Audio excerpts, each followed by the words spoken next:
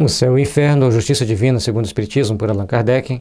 Nós estamos agora no capítulo 7, mais uma etapa do nosso estudo para que a gente possa compreender as relações do mundo espiritual com o mundo físico e do mundo físico com o mundo espiritual. As consequências das nossas ações aqui no mundo físico e o que encontraremos no mundo espiritual. E já na obra de André Luiz, possivelmente conhecido como Nosso Lar, é de lá para cá e daqui para lá, ou seja, como nós nos portamos no mundo espiritual, as consequências da encarnação e como nos portamos na encarnação, as consequências do mundo espiritual. Ou seja, vai lá na obra o relato do Espírito, indo e voltando, ou etapas que o Espírito relata, as etapas dele e as propostas de reencarnação. Provavelmente daqui mais uns 50 anos, já que as obras do André Luiz têm em torno de 50 anos, as mais recentes, nós teremos já algum relato dos Espíritos e suas aventuras no mundo carnal e no mundo espiritual. E aqui, então, vamos focar no nosso estudo, que é o exame comparado das doutrinas sobre a passagem da vida corporal à vida espiritual, sobre as penalidades e recompensas futuras, sobre os anjos e demônios, sobre as penas, etc., seguido de numerosos exemplos acerca da situação real da alma durante e depois da morte, por Allan Kardec.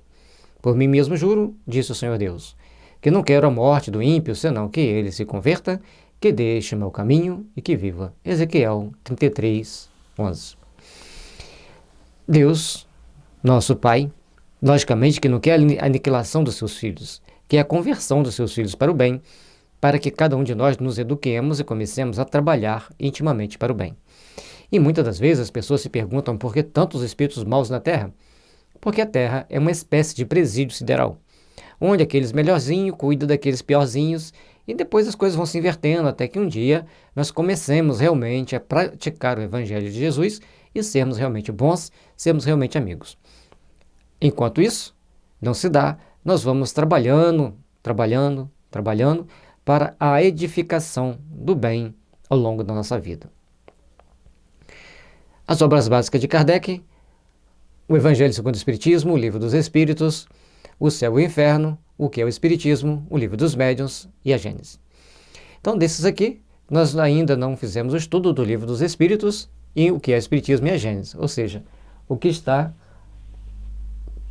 do seu lado direito é que ainda não foi estudado. Interessante que, sem querer, nós fizemos o estudo desse lado daqui primeiro. Então, nós temos estudos de todo o Livro dos Médiuns, de todo o Evangelho, e agora estamos completando o Céu e o Inferno, e se Deus quiser, depois vem os outros 3 para fechar esse ciclo de estudo, para nós estarmos bem informados espiritualmente, para buscarmos crescer e nos melhorar como espírito imortal que somos. Capítulo 7, Espíritos endurecidos, aqueles que não querem fazer a sua transformação, aqueles que não querem se melhorar. Lapomerai, castigo pela luz. Então, cada espírito recebe um tipo de castigo natural e necessário ao seu processo de evolução, ao seu processo de readaptação às regras e às leis de Deus. E compete-nos, então, começarmos a trabalhar para a edificação desse amor, dessa paz e dessa fraternidade em nossos corações. Precisamos aprender a ser melhores, precisamos aprender a ser bons. Em uma sessão da Sociedade de Paris, durante a qual se discutia a perturbação que geralmente acompanha a morte, um espírito, ao qual ninguém fizera alusão e muito menos se pretendera revocar, manifestou-se espontaneamente pela seguinte comunicação que, conquanto não assinada, se reconheceu como sendo de um grande criminoso recentemente atingido pela justiça humana. E aí a gente vai ver que a justiça humana atinge os espíritos, cada um segundo algum conjunto de características que eles possuem, algumas características íntimas desses espíritos. Vamos ver. Que dizeis da perturbação? Para que essas palavras ocas? Sois sonhadores e utopistas. Ignorais redondamente o assunto do qual vos ocupais. Não, senhores. A perturbação não existe, a não ser nos vossos cérebros. Estou bem morto, tão morto quanto possível, e vejo claro em mim, ao derredor de mim, por toda parte. A vida é uma comédia lúgubre. Então, ele, já cônscio da sua real condição de espírito desencarnado, dessa comunicação dizendo que eles não estavam redondamente enganados. Porque a situação dos espíritos após a morte é inerente a cada espírito. Cada um tem a sua particularidade, a sua peculiaridade. E no caso do Lapomerai, vamos voltar aqui para a gente ver o nome dele. Lapomerai. No caso do Lapomerai, ele não passou por essa perturbação. Ele estava cônscio da sua realidade. Mas, vamos ver mais. Insensatos os que se retiram da cena antes que o pano caia. A morte, o terror, a ambição ou o castigo, conforme a fraqueza ou a força dos que a temem, afrontam ou ignoram. Mas é também, para todos, amarga e risão, ou um grande deboche, uma grande zombaria. Ele está mostrando que cada tipo de morte tem uma consequência de acordo com o sentimento que nós temos perante essa morte. Aqueles que vão para lá com terror, tem aqueles que vão para lá porque aspiram à morte, e tem aqueles que vão para lá sentindo a morte um castigo. E aí ele fala conforme as forças ou a fraqueza daqueles que estão morrendo. E para a maioria vai ser um grande deboche, uma grande fanfarronice. É necessário que a gente procure entender que todos nós estamos aqui na Terra para aprendermos, para começarmos a nos melhorar intimamente e começarmos também a tomar consciência das nossas responsabilidades, da nossa vontade de ser melhor, da nossa vontade de crescer para Deus. E à medida que a gente vai se aprimorando, que a gente vai se aperfeiçoando, a gente vai construindo o nosso mundo íntimo, a nossa fortaleza íntima, para realizarmos aquilo que é necessário ao nosso processo evolutivo. E a morte faz parte desse ciclo. Aí, como nós entendemos a morte, como que nós reagimos à morte e como nós vamos sentir essa morte. A luz ofusca-me e penetra qual flecha aguda a sutileza do meu ser. Castigam-me com as trevas do cárcere e acreditavam castigar-me ainda com as trevas do túmulo, senão com as sonhadas pelas superstições católicas. Então ele mostra que as luzes o ofuscam, penetram-lhe como uma flecha, e as pessoas achavam que ia castigá-lo com umas trevas escuras, conforme as superstições católicas da sua época. Mas ele não encontrava trevas, ele encontrava uma luz o perseguindo. E é necessário nós entendermos que para cada gênero de morte, para cada tipo de pessoa, tem uma punição adequada. Assim como nas leis humanas, nós procuramos ter um código penal com um monte de condições e as respectivas penas, no mundo espiritual é muito mais sofisticado, muito mais perfeito.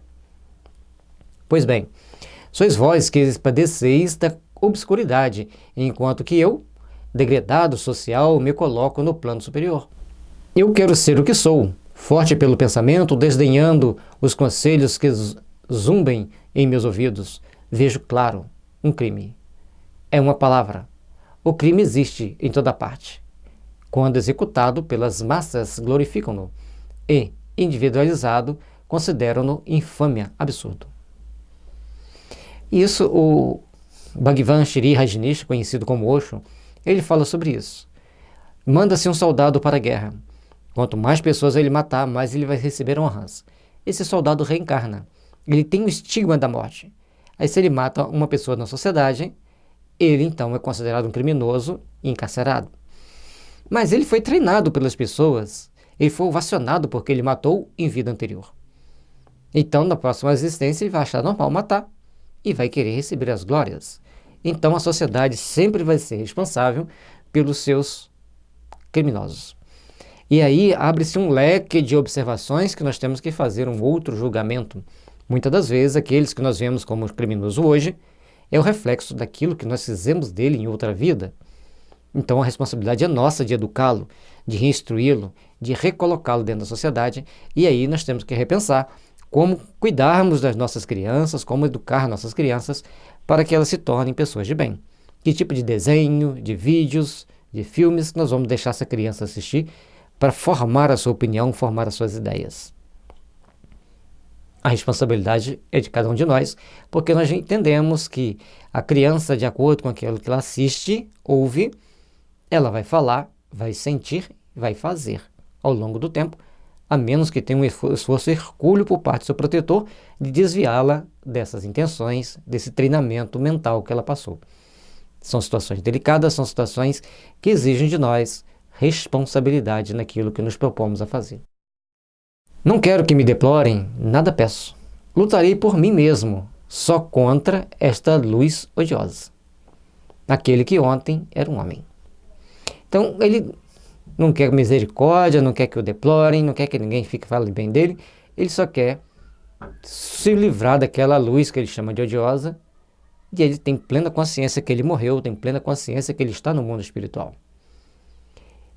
E aí nós vamos ver que cada situação é uma, cada espírito passa pela experiência necessária ao seu processo de crescimento. E hoje a nossa sociedade tem que começar a rever determinados conceitos, determinadas ações, para se reestruturar, para se refazer e para se reentender nas ações que deve tomar para se refazer intimamente. Analisada esta comunicação, na assembleia seguinte reconheceu-se, no próprio cinismo da sua linguagem, um profundo ensinamento, patenteando, na situação desse infeliz, uma nova fase do castigo, que espera o culpado. Kardec, sempre fazendo, junto com a sua equipe, sempre fazendo uma avaliação daquelas mensagens, ele viu que, embora seja uma linguagem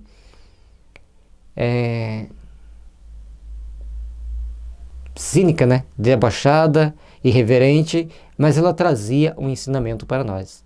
Que nem todo espírito que nós vamos punir com a morte vai se arrepender logo em seguida, vai tomar uma atitude de se tornar um bom cristão, vai tomar uma atitude de melhorar-se intimamente. Ele vai seguir seu caminho evolutivo, vai seguir suas ideias, vai tomar suas ações inerentes à sua condição evolutiva. Efetivamente, enquanto alguns são imersos em trevas ou num absoluto insulamento, outros sofrem por longos anos as angústias da extrema hora, ou acreditam ainda encarnados. Então, ao desencarnar, cada um passa por aquela situação inerente ao seu estado íntimo, como disse muito bem a Pomerai. Se para ele a punição era o quê? Ver uma luz que a transpassava constantemente como uma flecha. Para outros é ficar no isolamento absoluto, para outros é ficar dentro da casa onde cometeu o crime, para outros ficar isolado no espaço, para outros ficarem procurando por ajuda, cada um segundo a sua padrão conscienciológico para aquilo que ele precisa despertar no entendimento superior do espírito. Para este, a luz brilha, gozando o espírito e plenamente das suas faculdades, sabendo-se morto e não se lastimando, antes repelindo qualquer assistência e afrontando ainda as leis divinas e humanas. Quererá isto dizer que escapassem à punição? De modo algum. É que a justiça de Deus contempla-se sob todas as formas. Então, ele está ali, a punição dele é ver essa luz, porque é uma forma dele ser punido. Como ele não quer a luz está lá, trespassando-o, para que ele possa sentir que sempre existirá uma luz nos iluminando para o caminho evolutivo. E o que a uns causa alegria é para outros um tormento. A luz fez o suplício desse espírito, e é ele próprio que a confessa. Em que pese o seu orgulho grande quando diz que lutará por si mesmo, só contra essa luz odiosa. E ainda nesta frase, a luz ofusca-me e penetra qual flecha aguda a sutileza do meu ser. Então ele tenta enfrentar a luz de uma forma orgulhosa, arrogante, ele não quer ouvir os conselhos dos espíritos que dão para ele, mas ele acha que a luz é odiosa, mas ele fica o tempo todo recebendo aquele jato de luz. Cada um vai passar por aquilo que é inerente e necessário ao seu processo de reajustamento, ao seu processo de evolução. Essas palavras, sutileza do meu ser, são características dando a entender que sabe que o seu corpo é fluídico e penetrava a luz, a qual não pode escapar, luz que o penetra qual aguda flecha. Esse espírito aqui está colocado entre os endurecidos, em razão de muito tempo que levou antes de se manifestasse arrependimento. Então, logicamente que o Kardec vai conversar com ele outras oportunidades, e até que ele se arrependa desse crime, vai levar um grande tempo. Ele tem plena consciência que está desencarnado, sabe que desencarnou, sabe que está vivenciando uma situação difícil e perseguido pela luz que o penetra, que o fere como uma flecha. Mas ele continua irredutível por um bom tempo. O que é também um exemplo a mais para provar que o progresso moral nem sempre acompanha o progresso intelectual. Entretanto, pouco a pouco se foi corrigindo e deu mais tarde ditados instrutivos e sensatos. Hoje ele poderá ser colocado entre os espíritos arrependidos. Então, no momento da comunicação, ele era um espírito muito endurecido e conforme foi passando o trabalho, mostrando-nos que a parte intelectual independe da parte moral, ele era grande conhecedor, tinha grande conhecimento, era um grande conhecedor das situações, mas moralmente ele era bastante mau, bastante preso aos preconceitos não só da sua época, mas também daqueles que comungavam pensamentos materialistas. Convidados a emitirem a sua apreciação a respeito, os nossos guias espirituais ditaram as 3 seguintes comunicações, aliás, dignas das mais sérias atenções. Então nós temos que ter muita atenção, porque os espíritos vão trazer para nós as explicações. Que Jesus nos abençoe, nos ilumine e nós sigamos nosso caminho de paz, de amor e de fraternidade.